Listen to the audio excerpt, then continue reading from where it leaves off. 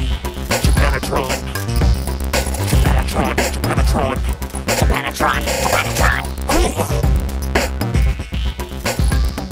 And hello, everybody! Welcome to Japanatron. As you may have guessed, Japanatron is a show about Japan, about living in Japan, Japanese culture, all that good stuff. My name is Dave Pavlina. I'm your host.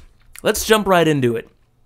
Today's topic is called Reflections on Life in the Countryside. Now, I used to live in the countryside because I thought, if you really want the real Japanese experience, you shouldn't move to the big city. To get the real feel for what a country is all about, you gotta live out in the sticks, live out in the countryside. And, my hometown being LA, that's a pretty big-ass city, so I figured, I go from LA to Tokyo, it's pretty much the same shit, Because, big cities have this way of just breeding assholes, because you put a bunch of people, you cram them all together in a small space, and they're bound to get all pissed off at each other. Because, people want space, damn it, and a city just takes all that away from you. True, big cities have all the convenience, the 24/7, this and that. But, big cities is pretty much where all the assholes congregate. Well, it's not really where they congregate, it's where they're bred. Because I'm sure very nice people, I used to be a nice guy. And then the big city just turned me into a big fucking asshole. So anyways, I digress. From LA, I decided to move to the countryside. And the question was where. So, I quit my my IT job in LA, and I was looking for an English teaching job, because pretty much, if you want to live in the countryside of Japan, that's just about your only option. I'm sure there's a few other lesser known options, but that's your main one, is doing the English teaching thing. And, the real popular approach is to do the JET program. You make pretty good money, better than the Eikaiwas, the English conversation schools. But I decided not to do that. I did the English conversation school. I did Eon. And if you're looking into this, I'm sure everyone's told you don't do Nova. Nova means no vacation. And I heard the same things. This was back in 2003. Don't do Nova. Don't do Nova. It sucks. So I didn't bother with that. I just skipped right over that one. The other one I heard not so good things about was Geos. And I really didn't hear anything concrete about them, so I can't really say if they're really bad or not. A few people told me, Geos isn't so good either, so I just kind of skipped that one. The good ones I heard were ECC and Eon, and I applied to both. And I got both. And I went with Eon for the simple reason that ECC was going to have me float to many different schools, whereas Eon has you in one school. And I kind of like that approach better because, you get to know people and you get kind of a better relationship with your students and your coworkers. Anyways, they offered me Tottori, and I'm like, where the fuck is that? I never heard of the place. But the name sounded kind of cool. And I wasn't expecting to hear of any place they were going to offer me, because I'm not like, a Japan geographical expert. So I had to look it up. I was Googling it. It's the most countryside by population. It has fewer people than Okinawa. At the time, it had about 650,000 in the whole prefecture. It's between Hyogo Prefecture and Shimane Prefecture. Basically, if you go to Osaka, which is on the Pacific Ocean side, you just cut straight across Japan to the Japan seaside, the China seaside, depending on who you're talking to. The other side of Japan, that's Tottori, and they offered me Tottori City, which is actually another advantage of the English conversation schools. If you're in the countryside with those, you usually get the city at least. With the JET program, they will stick you way the fuck out there. I had some people I knew in the JET program, and they were, it was like a fucking rice field with their house in the middle of it. That's really countryside. With the English conversation schools, it's countryside, but you're pretty much stuck in they pretty much put them in the population centers at least. And so it wasn't only, you know, the other reasons I went with the English conversation schools was, let's see, with the JET program, you're teaching not necessarily kids that want to learn English. You get some douchebag high school boys that don't want to be there. You're teaching a class of 30. You know, you're going to get some pretty, you know, poorly motivated classes. Eon's expensive. The English conversation schools are expensive. So most people are really motivated because they're paying a lot of money for it. You may get the occasional high school kid where the parents are making them go, but that was pretty rare because usually the Japanese teachers would get them because they'd be pretty low level. The kids you get would be pretty high level because they'd have to be good enough to understand a class 100% in English and follow along. So they'd be kind of, you know, intermediate to advanced usually. Why did I go with Tottori? Well, you know, it was offered to me. And it seemed cool. You know, it had I checked into it. It's like 150,000. That's big enough. It's on the beach and it has a nice it's famous for the sand dune. You know, and I love Japan because each prefecture is famous for something, and it's usually always food. And it was like Tottori's famous things are the crab and pears. They're 20th century round pears. So I'm like, that's cool, man. That's a good feeling. You know, I saw some pictures. You know, the thing is, any place was going to be fine because really, you're not going to know how good or bad it is until you're really there. And by then, it's too late anyway.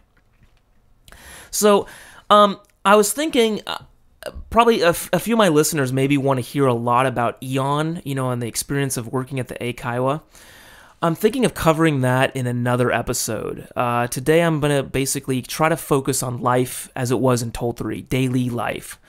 I will touch a little bit on the experience of the English school, but I'm thinking maybe I'll just wrap that into another episode if anyone's interested, because I'm sure a lot of Westerners are interested in the whole experience of teaching at an English conversation school. It's such a popular way of getting over to Japan. Daily life. I want to make a few points here. And if you've been to Tokyo, or if you've been to Japan at all, you know, foreigners stand out. You got like 150 million in Japan, and I think it's only 1 million of those are foreigners actually living here. And you have to also remember that the majority of those 1 million foreigners are of Asian descent. So for a Westerner to live here, you do stand out.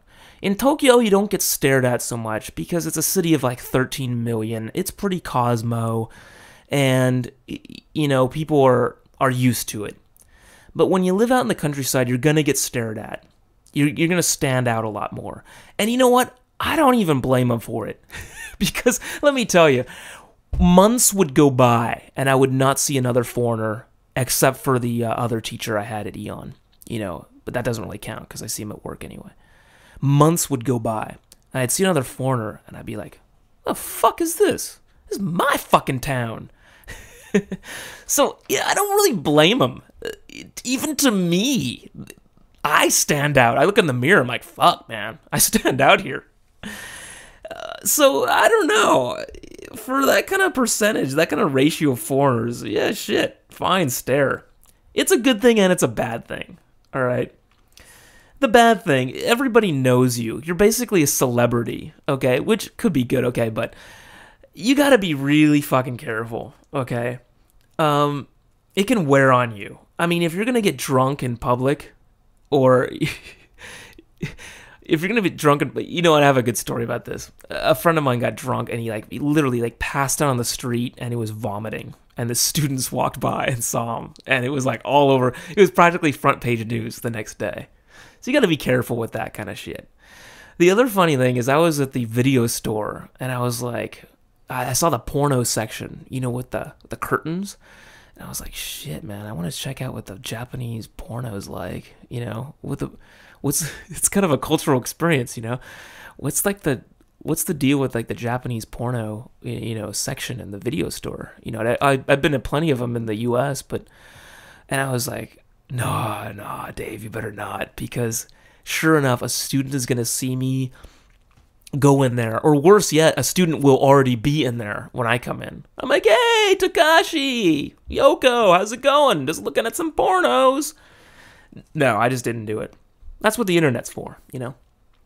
Be careful. It can wear on you. But the good thing is, like I said, you're a celebrity. I'd sometimes, my coworker and I would sometimes get free drinks, you know, like on the house. The service in Japan is already excellent.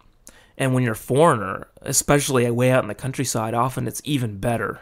Because they're like, oh, hey! Especially if they speak some English, you know, they want to practice. Don't expect much English, by the way. But that's why you study Japanese, because out in the countryside, a little tiny bit of Japanese goes a long way. I have a good example. I went to Just Go, which is basically Japan's version of Walmart. I think it's called Aeon now, which is so confusing. Anyways, I went there, and I was looking for something.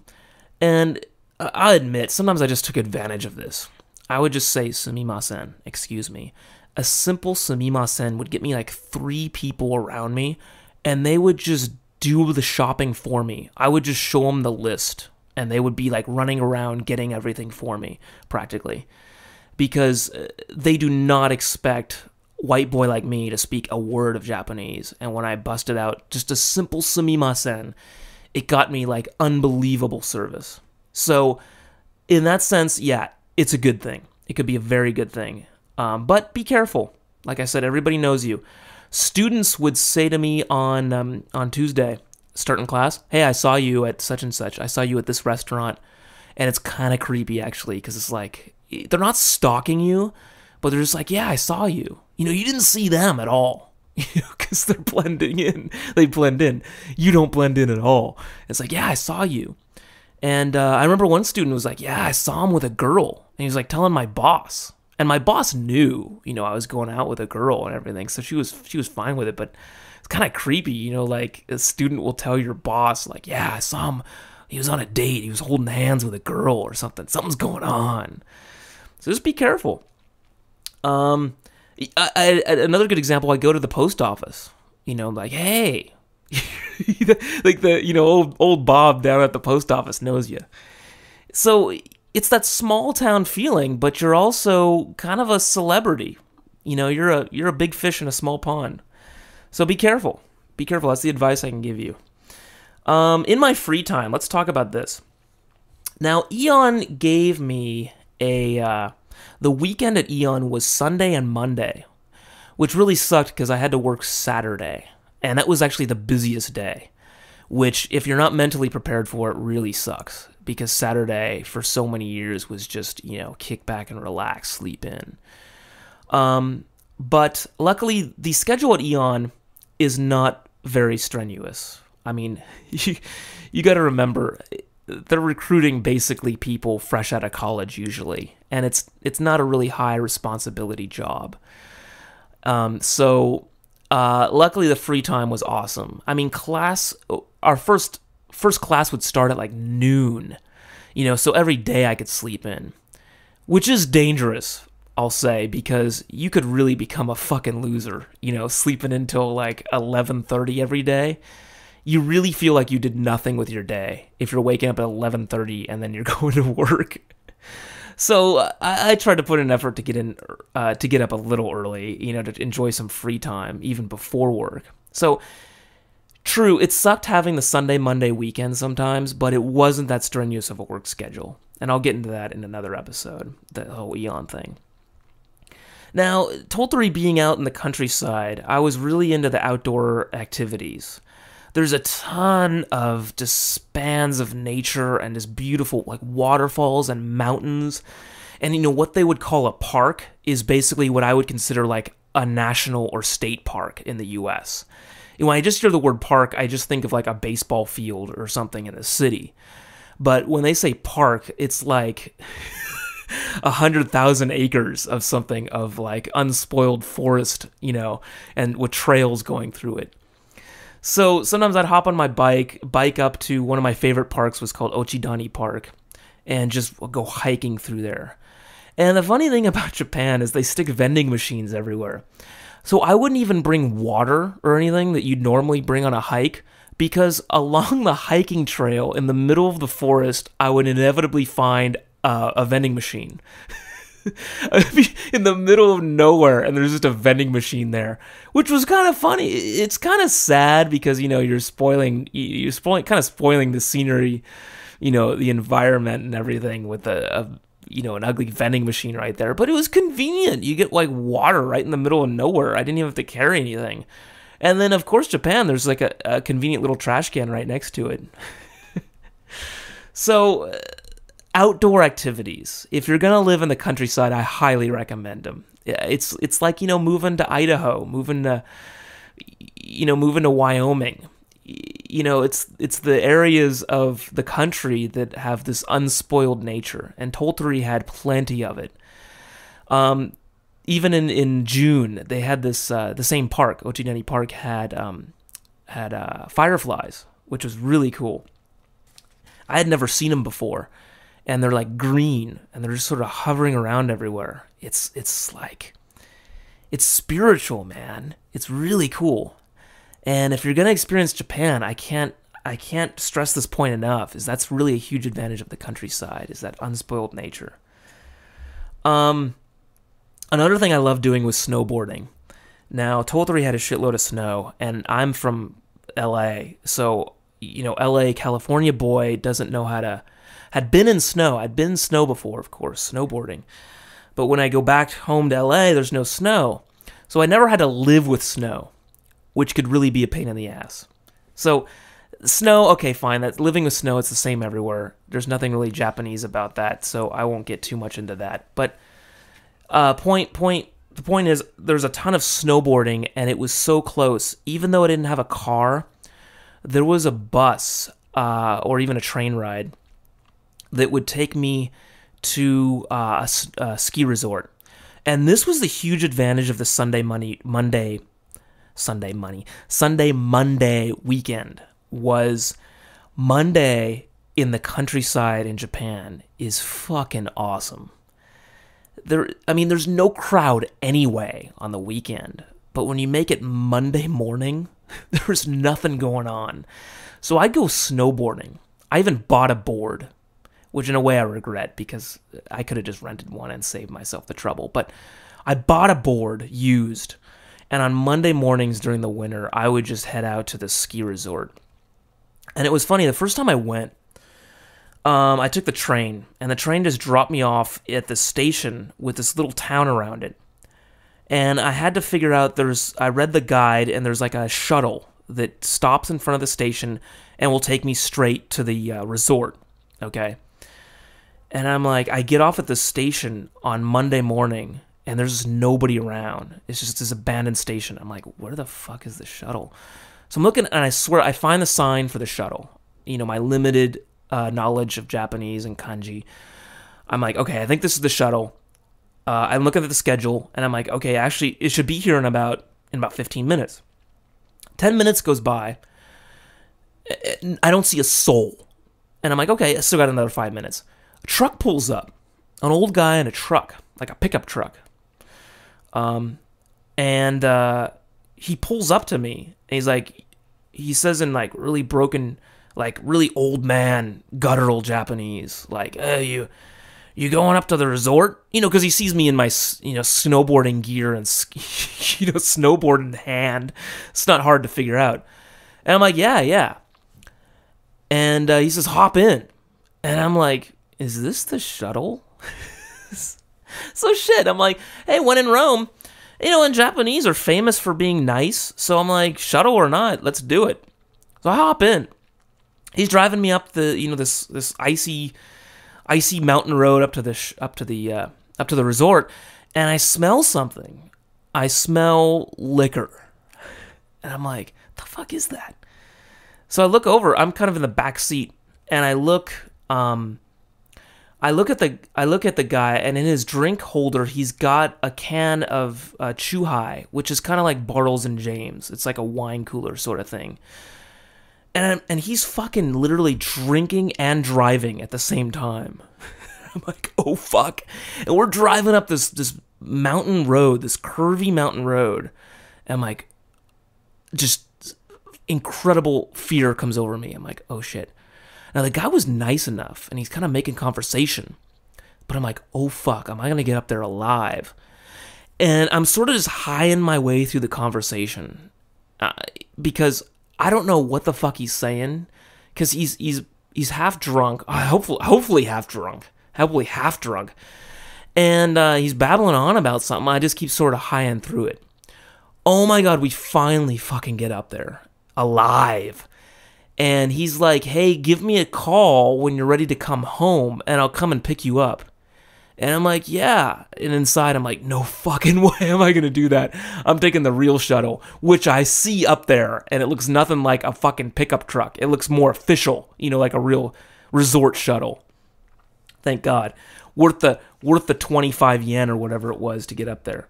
So, yeah, be careful.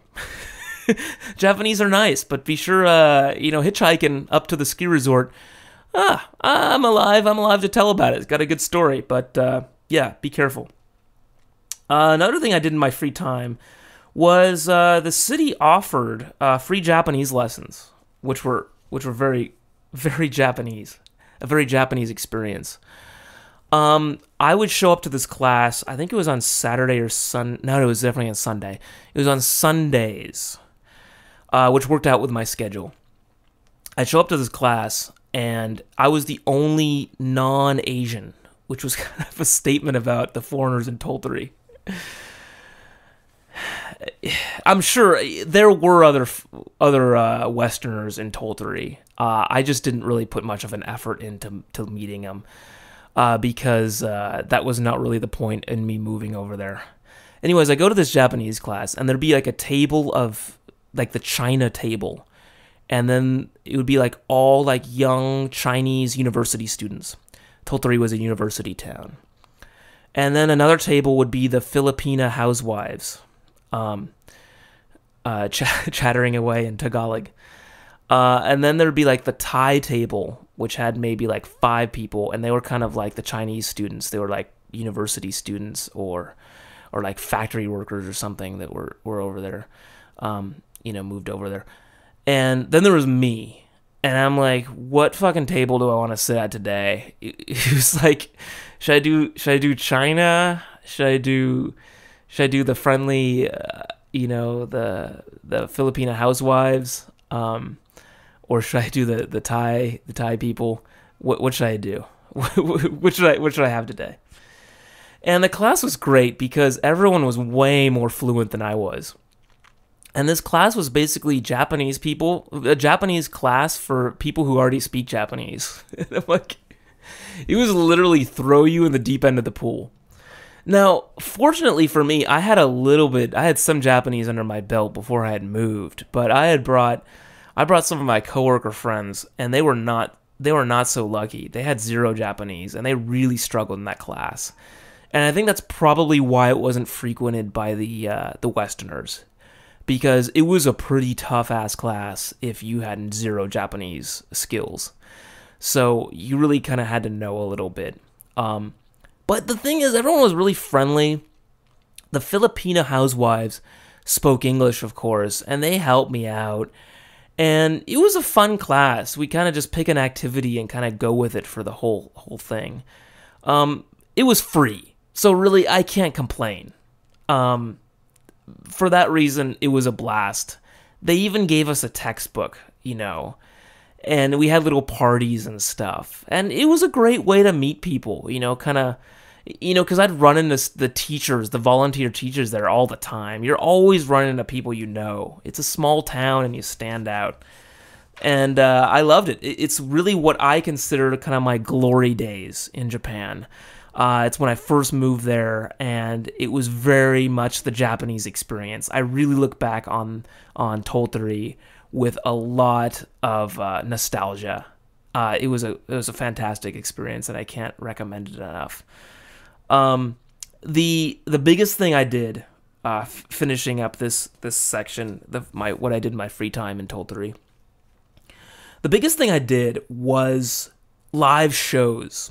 Now, I was in a band in LA, which shouldn't come as a surprise because everyone from LA is in a fucking band at some point, like your mom and grandma too.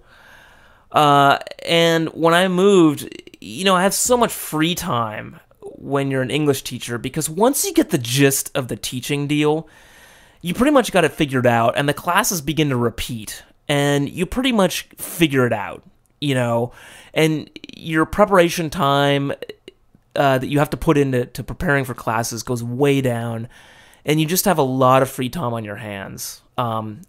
So I found a used guitar, and bought it and just started kind of doing the playing thing again, like I did in the band. This time, I did it as kind of a way to study Japanese. I started writing some songs in Japanese, and I wrote one called Chiba Eki, which is a Chiba station. It was the first song I wrote, and it was a true story. It was about how the first time I came to Japan, my girlfriend at the time was living in Chiba, in the Chiba area, on the JET program. And we went shopping, and I was always a jackass. I still am, and she was emotional. She's kind of an emotional person, so it was a very bad combination because of I was always fucking around making jokes, and she was reacting to them in usually negative ways. So sometimes we get into fights, often because I just be fucking around too much or something. I don't know, whose fault is that? So, long story short, we're in a fight, walking back to the station after doing some shopping in Chiba. And I let, she gets her ticket first, and I get my ticket, and I turn around and she's gone. Now, she was of Korean American descent, so she kind of blended in with the Asian look. So I was kind of in a shitty mood anyway because of the fight. So I just walked through the turnstile, and I'm like, fuck it, I'm just gonna pick a train and go with it, because I couldn't read shit. I couldn't read anything. So I'm standing on a random platform I just picked, and I'm like, fuck it, I'm gonna get on the next train. Fuck this. I'm waiting for the train, and on the announcement, and you're like,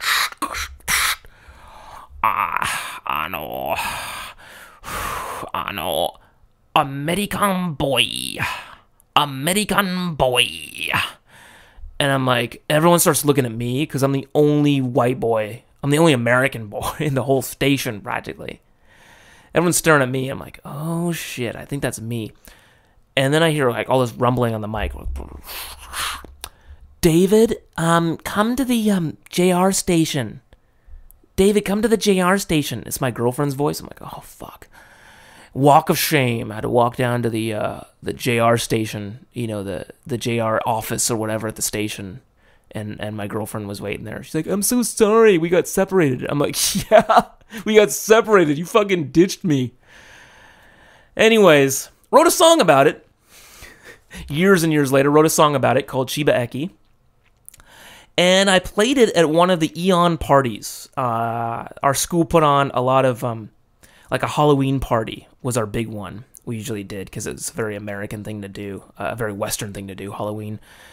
And I played it, and the students loved it. And they said, dude, you should play that at the live house. Tottori's one live house, which is called After Hours. So I check out After Hours, and it's a pretty cool place. They got like jazz, they got a house band that's real good, kick-ass band. They got this guy working there, chef named Poncho, which I thought added a lot of attitude, a lot of personality to that place. He looked like a big Mexican guy, but he was Japanese, big fat Mexican guy is really what he looked like. But he's a Japanese dude, and the best fucking cook ever. Made some kick-ass tacos. Best tacos you'll ever have. All my friends did the same thing. Anyways, he was the lead singer of the house band. So after I'm watching them play, and they kick ass, seriously. They're singing in English. I can't understand a fucking word Poncho's saying, but dude, their energy and everything was awesome. There's something random I just did not expect to find in the countryside, and the countryside Tottori was always full of surprises like that, which made it so much the better. Anyway, so I'm saying, hey, can I play sometime? And, and I was really into recording as well. This podcast should be a testament to that. So I already had like a demo made, and I gave him a CD, and he's like looking at it. He doesn't even listen to it yet, and he's like, "Oh fuck yeah, you gotta play," because a foreigner singing in Japanese. I told him I sing in Japanese. A foreigner performing in the countryside, let alone in Japanese, is so rare. In all my years in Tottori, I never saw another person like me. So yeah, they let me play, and it was a blast, because in LA, no one gives a shit, because you're singing in English, and we were singing like serious, songs, broken heart, blah, blah, blah. No one gives a shit. In Tottori, white dudes singing in Japanese. Now that's weird enough. But I decided to make the songs funny, because my Japanese was shitty, still is, and I'm like, dude, if I do a serious song, it's gonna get fucked up. I'm gonna fuck this up. So let's do funny songs, because my shitty Japanese will make it even funnier, and then also, I'll know if I succeeded or not, because with comedy, everyone's laughing, and it's so easy to tell you did a good job, because everyone's laughing. With a serious song, you have no clue how well you did. Everyone's just sitting there. So I just play like 3 songs, and it's a blast. People are laughing, coming up to me, shaking my hand, taking pictures. I feel like a fucking rock star. I loved it. I love that feeling. I never, ever could get that in LA. I'm a fucking rock star here. So I did like a show or two. A guy comes to me and says like, hey, I want to do a story about you in the newspaper. Actually, no, I'm sorry. It wasn't a guy. It was a female student. A student of mine was a reporter for the local newspaper. And she does a story about me playing the songs in Japanese. Okay. Then another newspaper contacts me and does a similar story about me. And I'm like in the newspaper twice all of a sudden. And people are saying like, dude, you're like famous. You're in the newspaper. And I'm fucking loving it. You cannot get enough of that. So be careful. The countryside will really make you have a big head. If you want attention, you will get it. If you're an attention fiend like me, you will get attention, and you'll just get addicted to it. It was awesome. So I decided to take the show on the road, hitting the road. And I'm working on recording a CD, because this is so much fun. This is like most of my free time at this point. I'm heading to Osaka, and I see all these street musicians playing, like on bridges, just like out on the street. No permit required or anything. They're just, the whole fucking band is up there, on this bridge or something. So I'm like, I grab my guitar one weekend, head out to Osaka, and I'm playing.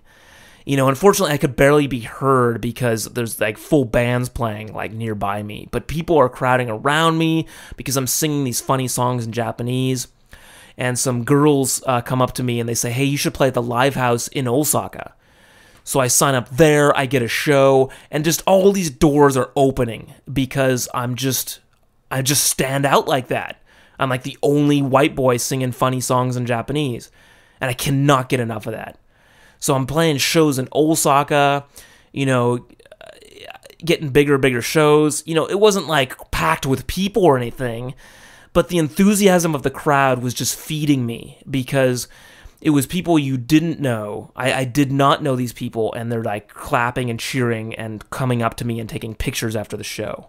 So God, I loved it. So awesome. And 2 of my best friends came out and visited me. We're like, shit, we got to do a show. One of them was in the band with me back in my LA days and college days. He was the lead guitarist. So we're like, dude, we got to put together a show. We do a live show at after hours, and he totally knows, he totally feels what I had been talking about and telling him about for months. He's like, man, that's really cool. Everybody's just really into you, and it was a blast of experience, and you couldn't really top that. How many foreigners could say, hey, I played in countryside Japan in Japanese, and everyone, and I brought the house down. House band goes on after our show.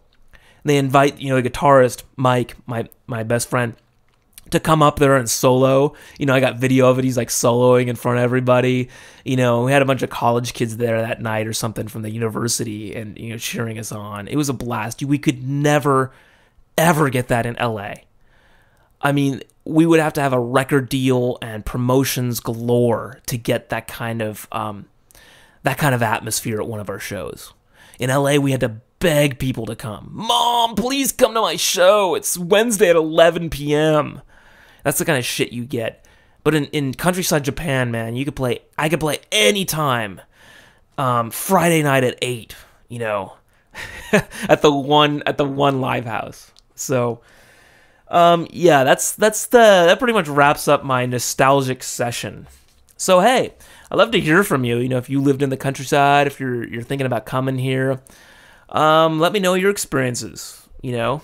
I'm sure everyone has a story to tell that's lived out in the countryside. The teaching English in the countryside. There's plenty of people that have done it, and it really nothing comes close, man.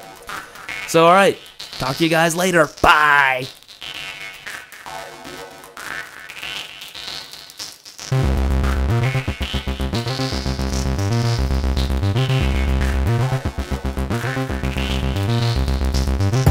Welcome to Japanatron.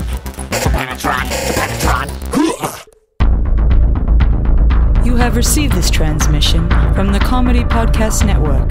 For more shows, visit comedypodcastnetwork.com.